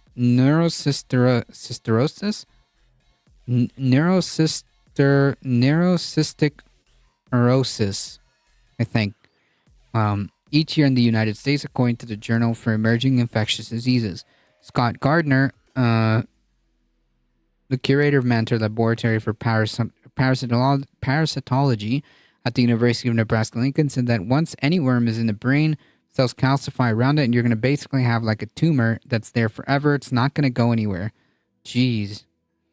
Dr. Gardner said it was possible for a worm to cause memory loss. However, severe memory loss is often associated with another health scare Mr. Kennedy said he had at the time, which is mercury poisoning. Mr. Kennedy said that he was subsisting on a diet heavy on predatory fish, notably tuna and perch, both known to have elevated mercury levels. In the interview with the Times, he said he had experienced severe brain fog and had trouble retrieving words. Mr. Kennedy, an environmental lawyer who has railed against the dangers of mercury contamination in fish from coal-fired plants, had his blood tested. He said tests showed that mercury levels were 10 times what the EPA considers safe. At the time, Mr. Kennedy was also a few years into his crusade against thimerosal, a mercury-contained preservative used in some vaccines. He said he is a longtime vaccine skeptic who has falsely linked childhood inoculation to a rise in autism, as well as other medical conditions. In an interview, Mr. Kennedy said he was certain his diet had caused the poisoning. I love tuna fish sandwiches and I ate them all the time. The Times described Mr. Kennedy's symptoms to Elsie Sunderland, an environmental chemist who has not spoken to Mr. Kennedy and responded generally about the condition. She said the mercury levels that Mr. Kennedy described were high, but not surprising for someone consuming that quantity and type of seafood. How much fish did he eat, and how much did he brush his teeth with the fish? No clue. Mr. Kennedy said he made changes after these 2 health scares, including getting more sleep, traveling less, and reducing his fish intake. Bro's out there doing a whole election campaign. Okay. He also underwent chelation therapy, a treatment that binds metals to the body so that they can be expelled. It is generally given to people contaminated by metals such as lead and zinc in industrial accidents. Dr. Sunderland said that when mercury poison is clearly diet-related, she would simply recommend that the person stop eating fish. But another doctor who spoke to the Times said she would advise chelation therapy for the levels Mr. Kennedy said he had. Mr. Kennedy's heart issue began in college when it started to be out of sync. In 2001, he was admitted to the hospital while in town giving a speech. He was treated and released the next day. He was hospitalized at least 3 additional times in 2011 and 2012, including once in LA. He said in the deposition, on that visit, the doctors used a defibrillator to shock his heart to reset the rhythm. Carpet Packs, welcome. According to a quick search, you have to eat around 25 cans of tuna a week to reach dangerous levels of mercury, though RFK probably isn't eating Bumblebee. True. Welcome. He said in the deposition that stress, caffeine, and lack of sleep triggered the condition. It feels like there's a bag of worms in my chest, and I can feel it immediately when it goes out. He also said in the deposition and the interview, oh good, I love tuna. The deposition, and in the interview, he had contracted hepatitis C through intravenous drug use during his youth. He said he'd been treated and had no lingering effects. Mr. Kennedy had spoken publicly about another major health condition, spasmodic dysphonia, a neurological disorder that causes his vocal cords to squeeze too close together and explains his hoarse and sometimes strained voice. He first noticed it when he was 42 years old. He said in a deposition, Mr. Kennedy for years made a significant amount of money giving speeches, and the business fell off as the condition worsened. He told an interviewer last year that he recently undergone a procedure available in Japan to implant titanium between his vocal cords to keep them from involuntarily constricting. You can have 24 ounce of tuna a month safely. I make poverty casserole with Kraft mac and cheese, tuna, and canned peas. Honestly, that sounds pretty good. Not gonna lie.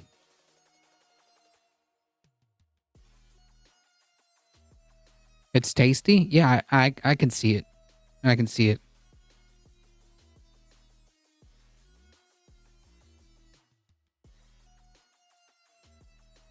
I'm getting hungry. Alright, yeah, that's how you know that, like, it's about that time, because the moment you guys start bringing up food, oof.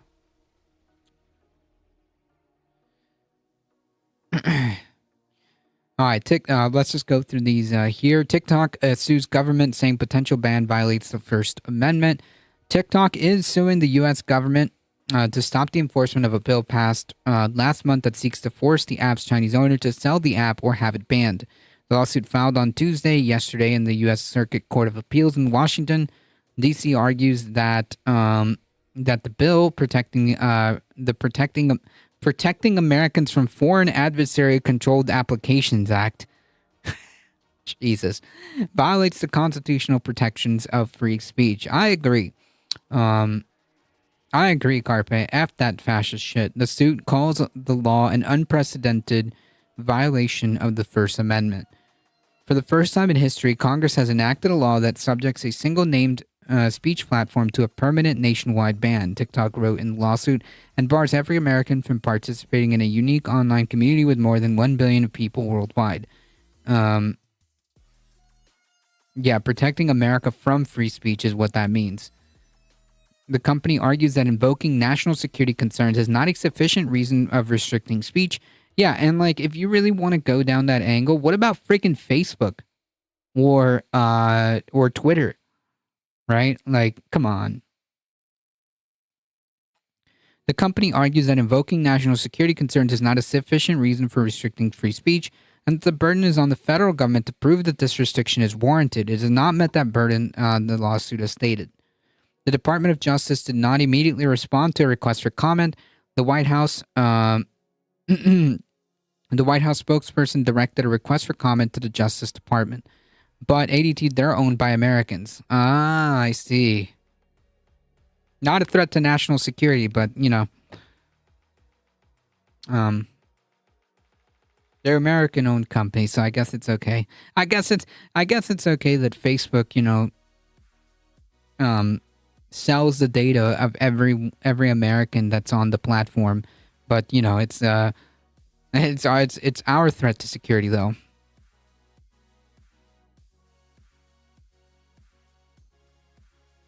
Not theirs. Yep. The Department of Justice did not immediately respond to comment. The White House spokesperson directed a request for comment to the Justice Department. So, yeah. John Molinar, representative or Republican of Michigan, the chairman of the House Select Committee on the Chinese Communist Party. There's a House Select Committee on this? Oh, God.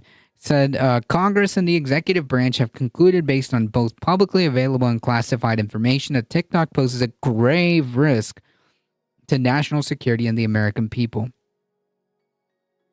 It's telling that TikTok would rather spend its time, money, and effort fighting in court than solving the problem by breaking up with the CCP.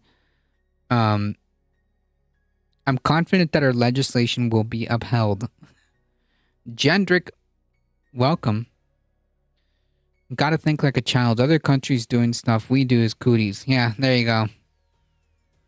The lawsuit, which has been expected since President Biden signed this bill on April 24th, is expected to add an already lengthy timeline for a potential ban or sale of the app. ByteDance, the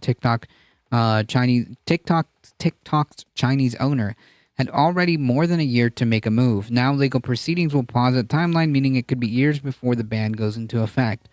Tuesday's lawsuit is the latest development in what has become a multi-year effort by the U.S. government to effectively ban TikTok. Efforts to rein in the popular video sharing app have persisted since 2020 under both the Trump and Biden administration. The federal government and dozens of states have already banned the use of TikTok on government-owned devices. Republican and Democratic politicians and some in the national security community said that, quote, they're concerned about TikTok's data collection. Yeah. As opposed to being concerned of Facebook's data collection, which arguably is probably worse. But okay, Facebook literally probably can like guess what freaking underwear you wear. Okay, like companies like Facebook and Google can literally predict what type of underwear you wear and then sell you a freaking ad for it. Not a lie.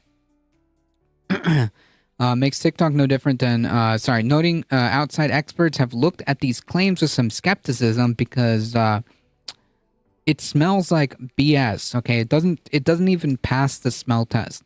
Noting that lack of data security laws in the U.S. makes TikTok no different than any other app, and that claims about efforts to manipulate public opinion are based on little hard evidence.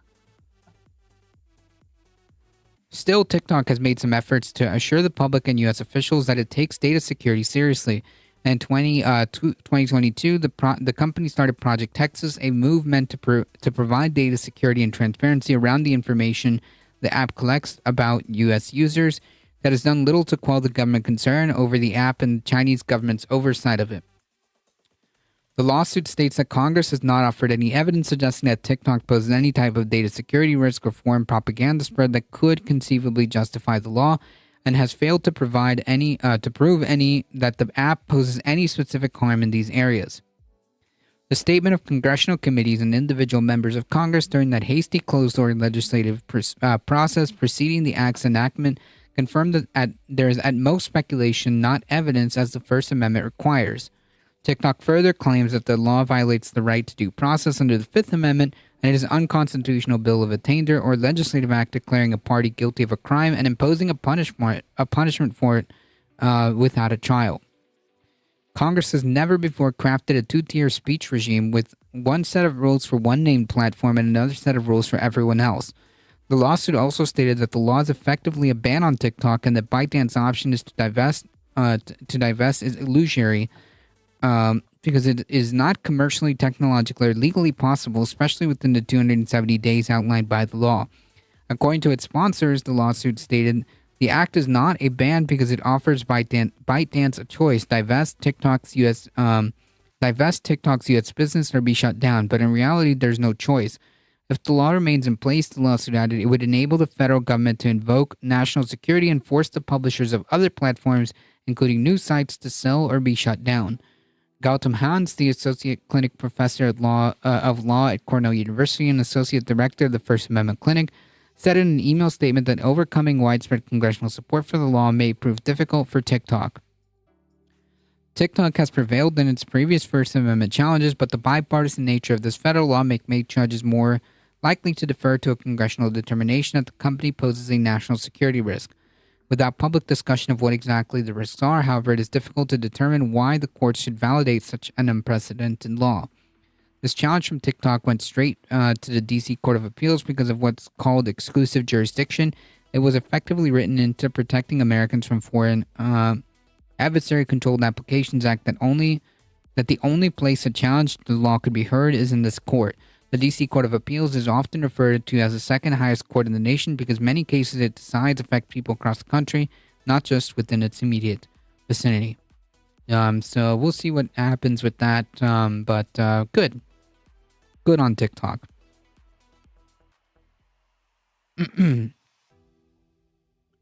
Georgia court to take up Trump's appeal of Willis disqualification ruling, possibly delaying the election case. This is possibly, arguably, one of the most important cases to follow with this. An appeals court in Georgia has agreed to take up former President Trump's appeal of Fani Willis's disqualification ruling that ultimately allowed her to remain on the Georgia election interference case, a move that could significantly delay the case against the former president, which again is the name of the game, right? Delay, and hope that hope that he wins the election. That is the strategy for these people, right? The Georgia Court of Appeals, in a one-page order, said they would grant this request to review the ruling from Judge Scott McAfee. Trump and his co-defendants now have 10 days to file the appeal. In a statement, Trump attorney Steve Sadow said President Trump looks forward to presenting interlocutory arguments to the Georgia Court of Appeals as to why the case should be dismissed and Fulton County DA Willis should be disqualified for her misconduct in this unjustified and unwarranted political persecution. I did nothing wrong and they indicted me. The Fulton County DA's office declined to comment. In March, Judge McAfee declined to disqualify Willis, the Fulton County DA, based on the allegations that she and prosecutor Nathan Wade conspired to bring the election interference case to enrich themselves with public money. An attorney for Mike Roman, who first filed the disqualification motion in January, said in a statement to ABC News they are very pleased with the decision and feel confident Willis will be disqualified. Sure. We're very pleased that the Georgia Court of Appeals agreed that this was an issue of such great importance that it required to be heard prior to any trial in this case. Ashley Merchant, Roman's attorney, said in the statement, we feel confident when it reviews the clear evidence of conflict in this case. The Court of Appeals will agree with us and disqualify Ms. Willis and her entire office from further prosecution of this matter and require that a neutral prosecutor be appointed to review whether these charges are even appropriate. Legal experts tell ABC News that while the appeals court ruling does not automatically pause the interference case, it is very possible that the case will be significantly delayed, further reducing the likelihood that there will be a trial in Georgia before the presidential election. Once the appeal is docketed, set an order from the court of the disqualification issue can take up to 6 months, which is right around that time. Judge McAfee had vowed to keep the case going during this time, but Trump and his co-defendants can now ask for a stay while the appeal works its way through the system. ABC News contributor and legal expert Chris Timmons said that he doubts the case will move forward in the meantime. Quote, I doubt McAfee is going to try this case while the appeal is pending. It wouldn't make any sense to try a case when you have the issue of who the prosecutor is going to be.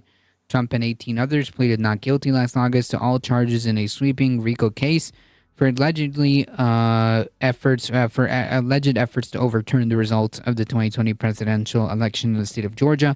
Four co-defendants subsequently took plea deals in exchange for agreeing to testify against the other defendants.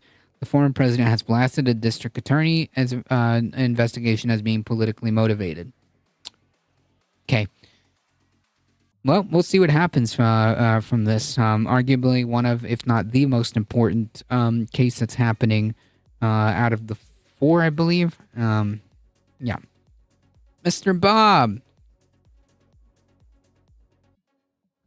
Come here. Come here, baby.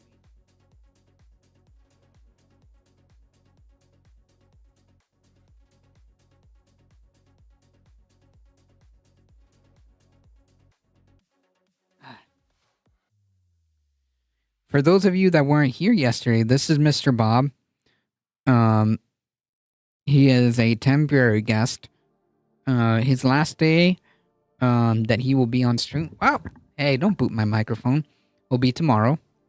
And 4:20 until 4:20.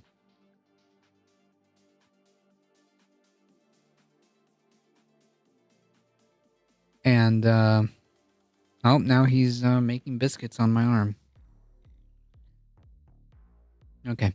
So last time, where is Bob going? He is going to someone that is going to adopt him. Because he was found. I ship him up 2 states. He was found in my yeah, he's a rehomie. I found him in my front yard after a storm, and he has no microchip. No one seems to have come forward. He's not chipped. He's not chipped or neutered, so he might just be an incredibly friendly stray. But in any case, yeah, we've got 2 cats, and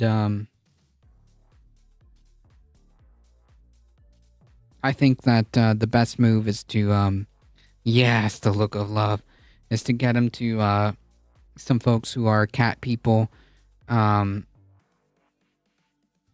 love taking care of cats, and who love animals as much as we do. So yeah, definitely look at him. Look at him. Oh.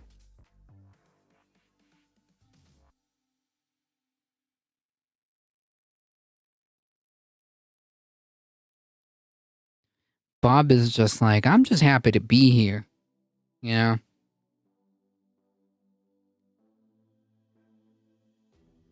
He's an incredibly sweet kitty, and I think he's a pretty young cat. Very, very skinny. I need to put on some weights here.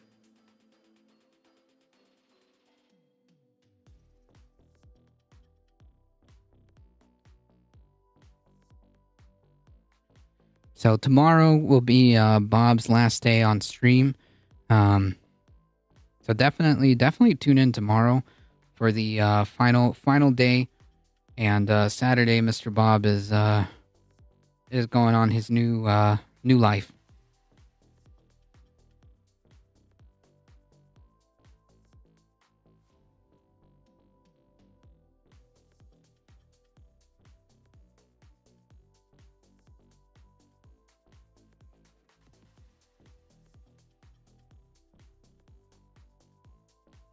Is Bob going to miss our host?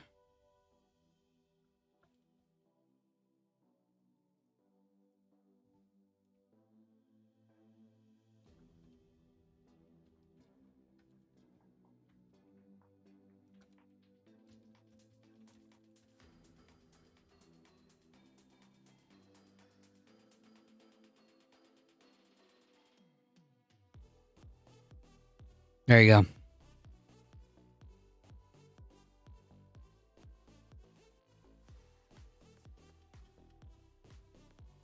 Bob knew which house to show up at.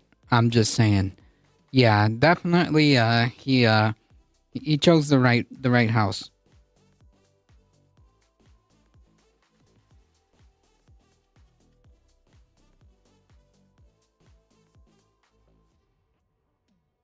I should have added that option.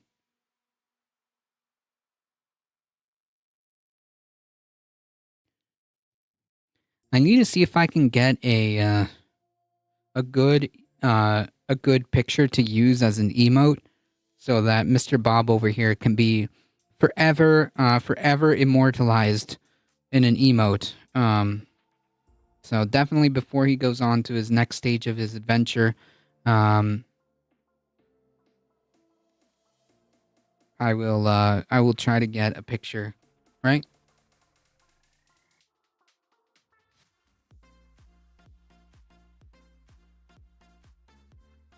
Okay, you're very cute, but I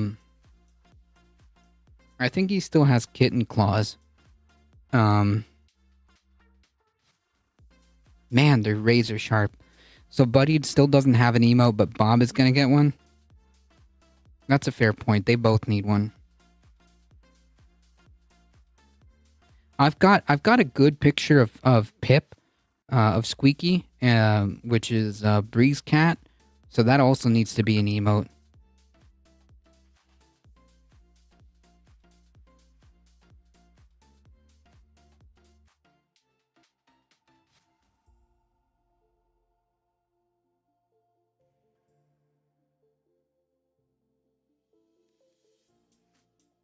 The yeses have it. I think so. He's been such a sweet cat, and he follows me everywhere. That's so, like, he's so sweet. He follows me literally everywhere. If I'm just going out outside, he'll just follow me. If I'm in the garage, he'll follow me. And I can call him and he'll come.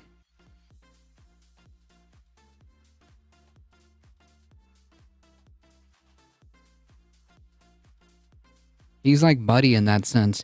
Buddy, you can stand outside and you can call Buddy, and he'll come.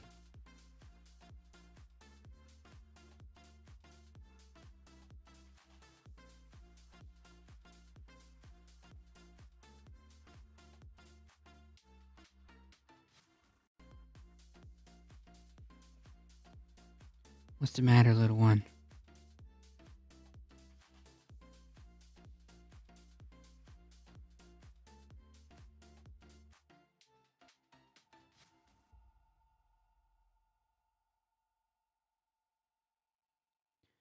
All right.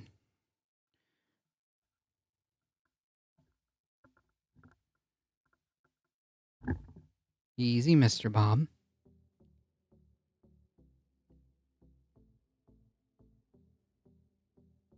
He is an absolute purring machine. Look at him.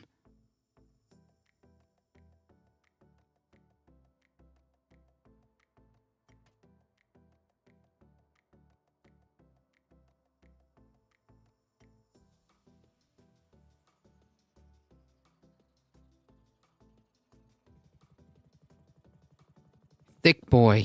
This is floof. He needs to put a little bit of weight on.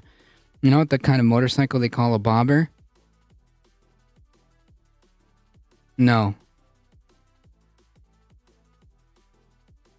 But I can look it up.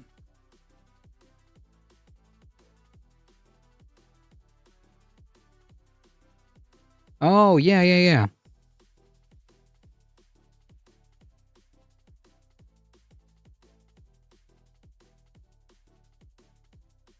Yeah, I know what these are. These are cool.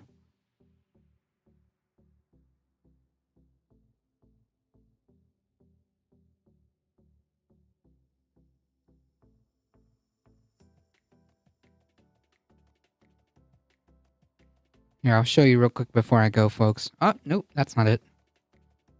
There we are. What's the matter, little guy? Yeah, they look like this.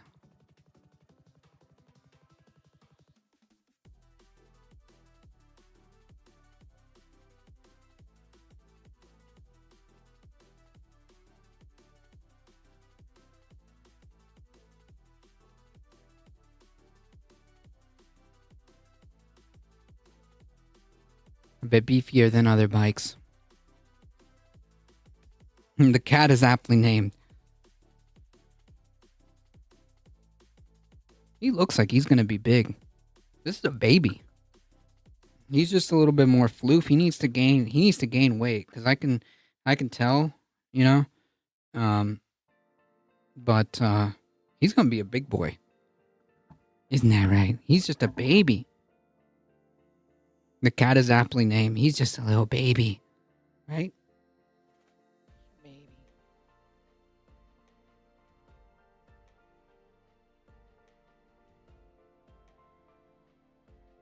Okay, Mr. Bob.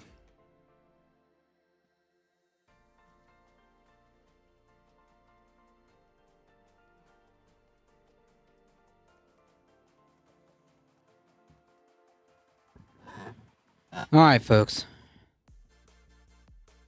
I gotta get going. Folks, if you enjoy the content, don't forget to hit the follow button. It really does help us out. If you're on the YouTube, keep doing what you're doing. Keep liking the stream. Subscribe to the YouTube channel. I appreciate it. If you want to keep supporting the channel, there are different ways of doing it. Consider checking out the merch store with !merch. Join the Discord, folks. !Discord. We have movie events every month. So consider joining that. Thank you, Michael Hassler. Thank you, Heat, for modding the chat. I appreciate it. Shout out to Tina. Thank you for the raid. I appreciate it. Tina_2. Shout out to Carpet Packs. I appreciate you hanging out in the chat. Thank you for all the support. Thank you to the biddies. Thank you to the new follows, subscriptions, all of that. Thank you guys. You guys are what makes this channel grow. I will be back tomorrow, 5 p.m. Eastern time. Folks, as always, please stay safe. Please take care of each other. I'll be on. I hope to see you guys in the next one tomorrow, 5 p.m. Eastern time. See ya.